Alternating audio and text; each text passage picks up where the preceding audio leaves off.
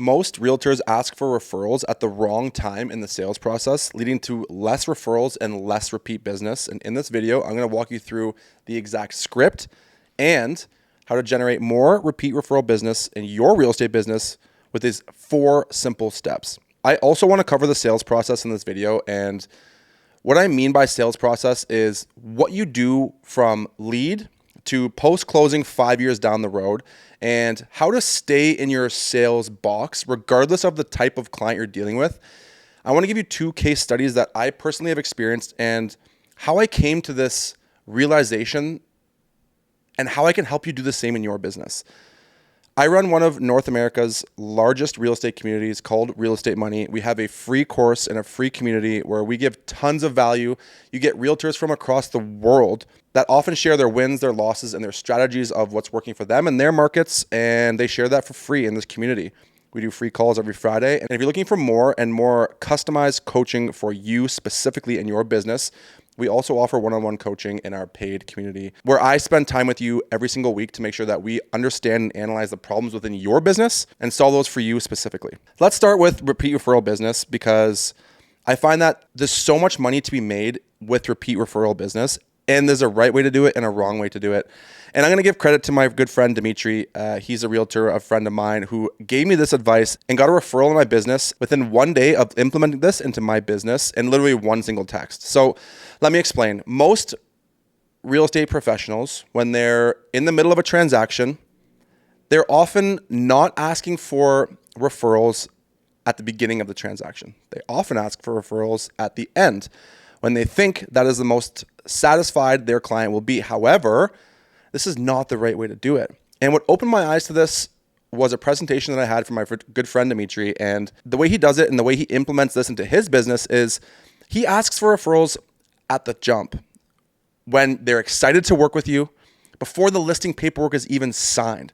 This is when clients are so excited. They're super excited. They just chose you to sell their home. They're pumped up. They're excited. Nothing's gone wrong yet. This is when you can ask for repeat referral business. And there's a time and a place. Now, I'll tell you the exact script that I use to get repeat referral business and how I go about doing this. Now, it can be challenging. There's 2 different ways. It can be challenging to ask for referrals just up front. I understand it being uncomfortable, but try to gamify this. You should be getting at least 1 referral from every single transaction, if not 2. And we all know that it's not a fun time to cut your commission. I understand this is a touchy subject for a lot of realtors. And I know a lot of my American friends, they get to charge a lot higher than we get to charge in Canada. And even certain parts of Canada charge more than others. I'm based in Toronto, Ontario, and our average commission is about 2.5% for each agent, 1 on the listing side, 1 on the buy side, so 5% total. Now, on the listing side is typically where you get beaten up on commission because there are real estate brokerages out there that do flat fee transactions, that do discounted brokerages and discounted deals. And it can be challenging to be competitive when you get someone that's offering to do what they say you're going to do as well, even though that service is nowhere near the standard of yours, but they're offering at a way less commission.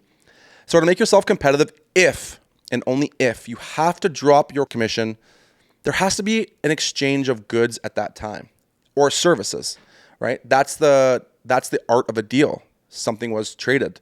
Now, at this point, if and only if I have to drop my commission and it makes sense for me financially, let's say they're a sell and a buy, or I know they're going to be multiple transactions, or it's a really big transaction and I'm going to get a good amount of money even if I drop it 0.5%, blah, blah, blah, okay? Now, if I'm going to drop my commission 0.5% or whatever you choose, I want something in return. And at that point, I'm going to word it in a way that my client understands that I don't normally do this. So if they want me to drop it, I would just say, look, this is something that I never do. But in this specific situation, I'm willing to do this for you. However, I need at least 1 referral from you to make this worthwhile for me and to make this a fair deal. Does that sound good? And at that point, you've now exchanged services, which makes it a little bit better when you have to drop your commission. Now, I've covered how to ask for a referral if you have to drop your commission. Not ideal. I understand that. Okay. However, regardless of if you drop commission or not, I always ask for referrals at the beginning of a transaction. And I do this because they're most excited at this point. What I say is, how good does it feel when you have that person. You have that jeweler. You have your nail tech, your barber. You have your mechanic. You have your go-to person that you know delivers incredible service. You know that you could refer them out to your friends and family and not have to worry that they wouldn't also get incredible service. That's a great feeling to have that person. I want to be that person for you. I want to be that real estate professional for you. I want to be it for you. I want to be that for your friends. I want to be that for your family. I want to knock this out of the park, and I want to show you how great of a realtor I can be, okay? So that I become your person and all of your friends and family's person as well. Now you have to follow up, you have to back this up by actually doing what you say you're going to do. So if you say you're going to do all these certain things, you have to go and do those certain things, right? If you say you're going to stage and do photos and mailers, whatever, do those things. You have to work hard and actually show them that you're a great realtor, which I know you are if you're watching this video, but you have to walk the walk. And once you smash it out of the park, they're going to give you a referral.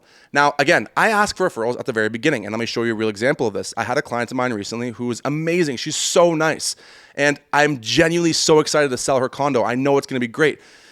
I staged it. I did incredible photos. I'm doing social media marketing. Hey, I'm going to do mailer campaigns. I'm going to do everything I can. I'm going to do a big email blast. I'm going to make sure that I knock this sale out of the park. And I said up front, I want to be that go-to person for you and your family. I want to be the agent that you guys always think about when you're going to sell, buy, rent, whatever. I want to be that person for you, your friends, your family. And right away she said, well, my parents are planning on selling and they'd like to meet you. So before my listing even got listed, it's not on the market yet. It goes live on the market tomorrow. Before it even got listed, from that referral process, I already had another referral. From that process, I already gained myself one more listing appointment.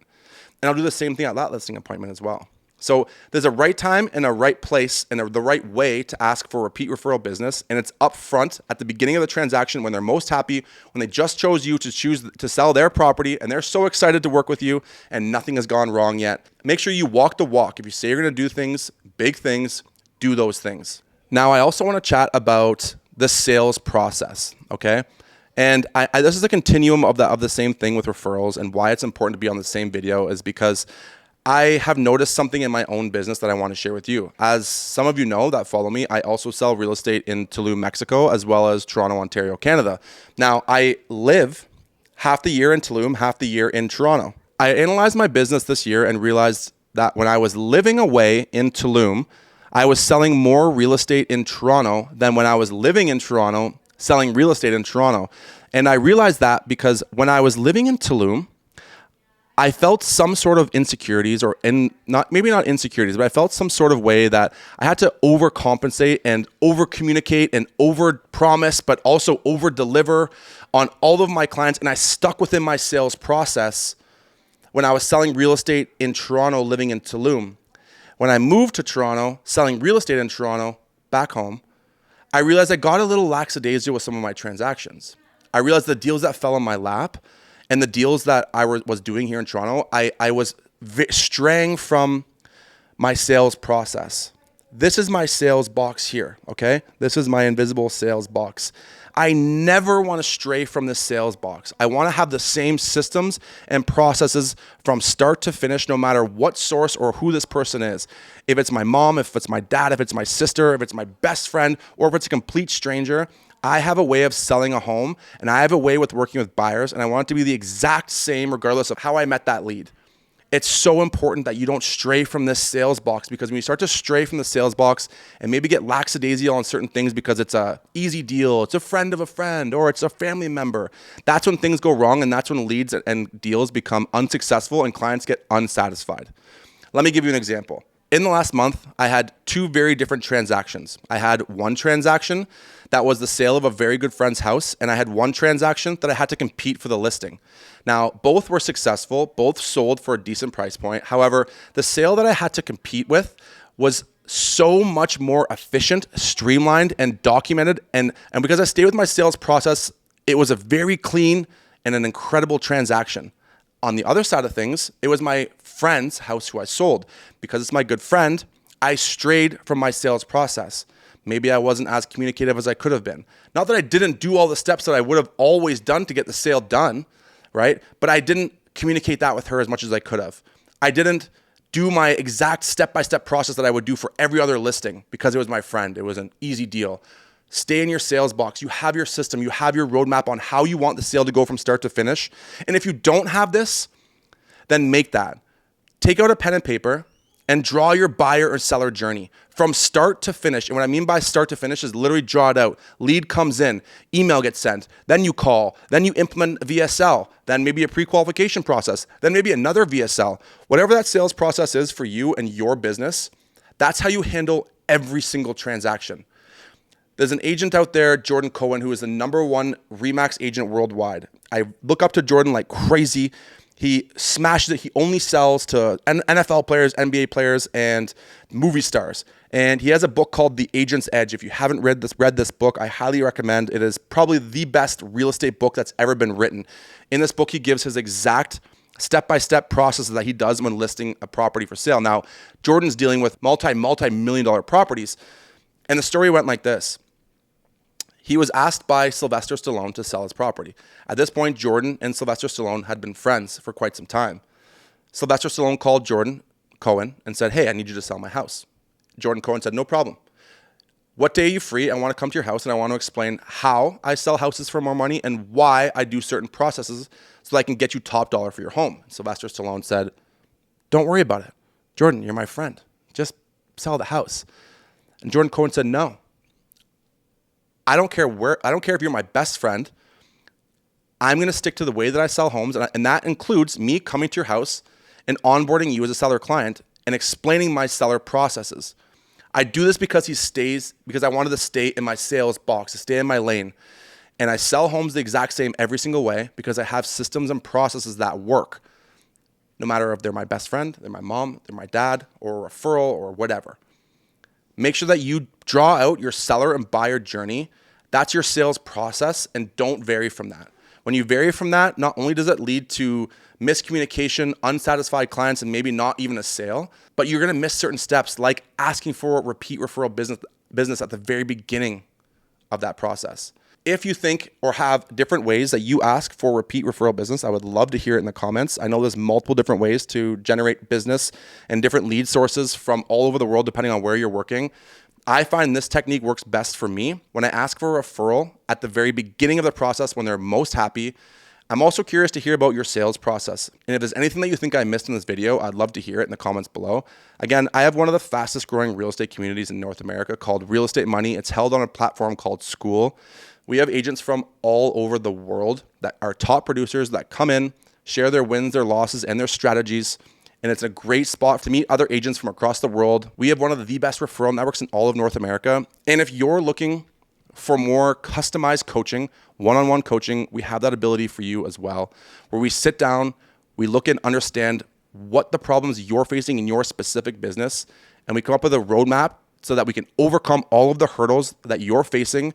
And we work together one-on-one for 1 hour every other week to make sure that we can help you hit your goals. If you're looking to join our community, I'll put the link in my bio. If you want the one-on-one coaching, you just have to upgrade on the side, and we can do a one-on-one application call to see if you are a good fit.